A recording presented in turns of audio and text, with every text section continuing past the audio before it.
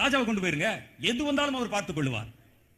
அவருக்குள்ளே கஜானா அடக்கம், அவருக்குள்ளே இந்த பொக்கிஷ சாலை அடக்கம், அவருக்குள்ளே இந்த நாடு அடக்கம், தேசம் அடக்கம். இன்னைக்கு நமக்கு தேவை ஒன்றேதான், அந்த எழுப்புதல் வந்து விட்டால் எல்லா பிரச்சனையும் சரியா போயிடும், நமக்கு சால்வ் ஆகிவிடும்.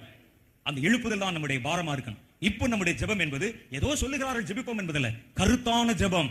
எனக்கு ஒன்னே ஒண்ணுதான் வேணும், அந்த எழுப்புதல் தேசத்துல இறங்கி வருகிற வரைக்கும் என் சொந்த தேவைக்கும் பிரச்சனைக்கும் அல்ல, வேறு எதுவும் என்னுடைய கவனம் அல்ல, எழுப்புதல் ஒன்றுதான் என்னுடைய நோக்கம்.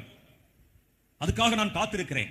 மடைத்தலையில் ஓடு மீன் ஓட உருமீன் வருமளவும் வாடி இருக்குமாம் கொக்கு, அது மாதிரி காத்திருக்கணும் எழுப்புதல் வருவதற்கு. அப்ப முதல் ஜெபம் கருத்தான ஜெபம். அவங்க உட்கார்ந்து ஜெபம் பண்ணாங்க 10 நாட்கள். அவங்க வேற எந்த தேவை பத்தி யோசிக்கவில்லை. கர்த்தர் ஒரு வாக்குத்தத்தத்தை சொன்னார், அதை பெரும்படிக்கு சொன்னார். எத்தனை நாள் ஆனாலும் சரி காத்திருப்போம் என்று தேவ பாதத்துல காத்திருந்தாங்க. அந்த வாக்குத்தத்தம் இறங்கி வந்தது. ஜெபத்தை முடித்தார்களா? அதான் நான் சொன்னேன். அடுத்தவர்கள் ஜெபத்திலே உறுதியாக ஜெபித்தார்கள்.